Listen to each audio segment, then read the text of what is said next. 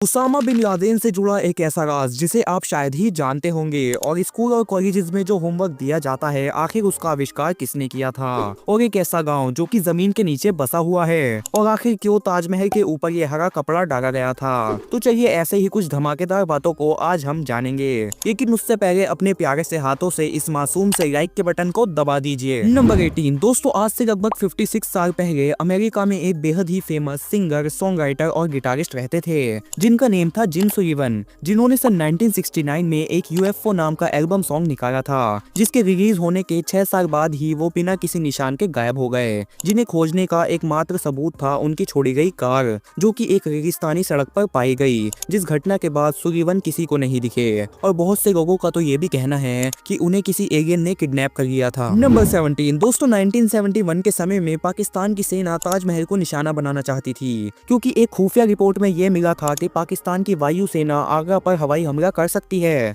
ऐसे में सरकार ने तुरंत ही ताजमहल को हरे कपड़े से ढकवा दिया। असलियत में सरकार का ये प्लान था कि जब वायु सेना के विमान ताजमहल के ऊपर से गुजरे तो वो उसे हरियाली वाला इलाका समझकर आगे चले जाएं, और चांदनी रात में ताजमहल की जमीन के संगमरमर को चमकने से रोकने के लिए उसके ऊपर झाड़ियां रख दी गई थी। ऐसे ही करीब 15 दिनों तक ताजमहल पर हरे कपड़े को डाले रखा था। नंबर 16 दोस्तों, हमारे इतिहास में बहुत सी ऐसी घटनाएं होती हैं जो कि ना चाहते हुए भी हमें हंसने पर मजबूर कर देती हैं। ठीक ऐसा ही हुआ था 1989 में रशिया में रहने वाले ई फ्रैंकल नाम के इस व्यक्ति के साथ, जिसका ये कहना था कि उसके पास एक ऐसी पावर है जिससे वो अपने दिमाग से ही साइकिल और कार को रोक सकता है, और अब वो ट्रेन को रोकना चाहता है। तो जब वो इसी तरह से ट्रेन को रोकने गया तो ट्रेन रुकी ही नहीं और भाई साहब का गेम बज गया। नंबर 15 दोस्तों, आपने तो ये बात कहीं ना कहीं सुनी ही होगी कि अगर हमें किसी चीज पर भरोसा हो तो वो चीज जहर से भी अमृत बन जाती है। ठीक ऐसा ही भरोसा था वैसलीन कंपनी के मालिक रॉबर्ट चेस्बो को, जिन्हें अपने प्रोडक्ट पर इतना ज्यादा भरोसा था कि वे रोज 1 चम्मच वैसलीन खाया करते थे, और इस सब के बावजूद भी वो 96 साल की उम्र तक जिए थे। नंबर 14 आप सभी लोगों ने इंसानों की बहुत सी वॉर्स की कहानियां तो सुनी ही होगी, लेकिन क्या आपको पता है 1932 में ऑस्ट्रेलिया के अंदर एक ऐसी वॉर हुई थी जो कि पक्षियों और इंसानों के बीच में थी, जिसे ग्रेट ईमू वॉर के नाम से जाना जाता है। और इससे भी हैरानी की बात तो ये है कि इस वॉर में इंसान ईमू से हार गए थे। नंबर 13 आज के समय में जिस एटीएम मशीन का हम इस्तेमाल करते हैं, आखिर उसका आविष्कार कैसे हुआ था। तो दोस्तों, एक दिन एक व्यक्ति बैंक से पैसे निकालने के लिए बैंक में 1 मिनट देरी से पहुंचा, लेकिन जब तक बैंक बंद हो चुका था, जिसके बाद उन्होंने सोचा क्यों ना ऐसी मशीन बनाई जाए जिसमें 2400 घंटे पैसे निकाले जा सके।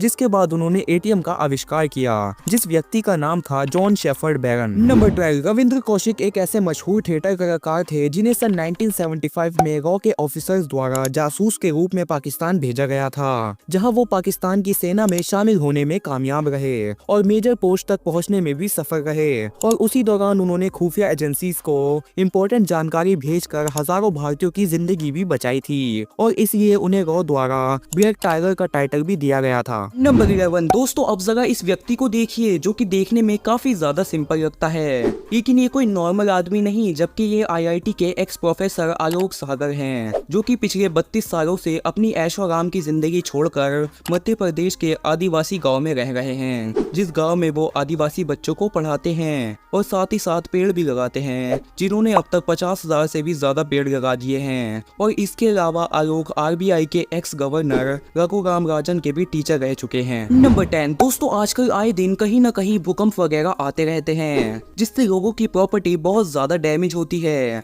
और कभी तो वो खुद भी डैमेज हो जाते हैं। लेकिन ये भूकंप तो कुछ भी नहीं। आज से लगभग 500 साल पहले मतलब 23 जनवरी 1556 को चाइना के शाशी प्रांत में दुनिया का सबसे ज्यादा खतरनाक भूकंप आया था, जिस भूकंप में करीब 8,30,000 लोगों ने अपनी जान गंवा दी थी, जिससे वहाँ की 60% पॉपुलेशन खत्म हो गई थी, और साथ ही उस भूकंप की वजह से 840 किलोमीटर तक का एरिया भी तबाह हो गया था। नंबर 9 दोस्तों, आप में से लगभग सभी लोग अपना गुजारा करने के लिए कुछ न कुछ काम करते होंगे, जहाँ से आप पैसे कमाते होंगे, जिस पैसे को सेफ रखने के लिए आपने अलग अलग बैंक्स में अपना अकाउंट खुलवा रखा होगा, जिन्हीं में से एक भारत का सबसे बड़ा बैंक एसबीआई में भी आपका अकाउंट होगा, जिस बैंक के लोगों पर कभी न कभी आपने गौर तो किया ही होगा, लेकिन आपने ये जरूर सोचा होगा कि आखिर ये लोगो ऐसा क्यों ही दिखता है और इसे कहां से बनाया गया है। तो दोस्तों, इस पर थोड़ा रिसर्च करने के बाद मुझे ये पता चला कि ये लोगो अहमदाबाद की ककरिया झील से इंस्पायर करके बनाया गया है। नंबर 8 दोस्तों, ऑस्ट्रेलिया ही एक ऐसा कॉन्टिनेंट है जो कि कंट्री और कॉन्टिनेंट दोनों है, और साथ ही साथ इस देश में एक बेहद ही गजब का गांव भी मौजूद है जिसे कोबर पैडी नाम से जाना जाता है, जहां पर रहने वाले सभी लोग जमीन के नीचे रहते हैं। दरअसल यहाँ के सभी लोगों ने अपना घर जमीन के अंदर बना रखा है, ऐसा इसलिए क्योंकि इस गाँव में ओपल स्टोन की बहुत ज्यादा माइंस हैं और इसी वजह से इस गाँव को ओपल सिटी ऑफ द वर्ल्ड भी कहा जाता है। अगर आपको वीडियो में थोड़ा भी इंटरेस्ट आ रहा है तो जल्दी से अपने जूते को इस सब्सक्राइब वाले बटन पर फेंक कर मार दीजिए। नंबर 7 दोस्तों, आप लोग रोज की जिंदगी में बहुत से ऐसे वर्ड्स का इस्तेमाल करते होंगे जिनका मतलब पता होने पर भी आपको उन पर डाउट रहता होगा।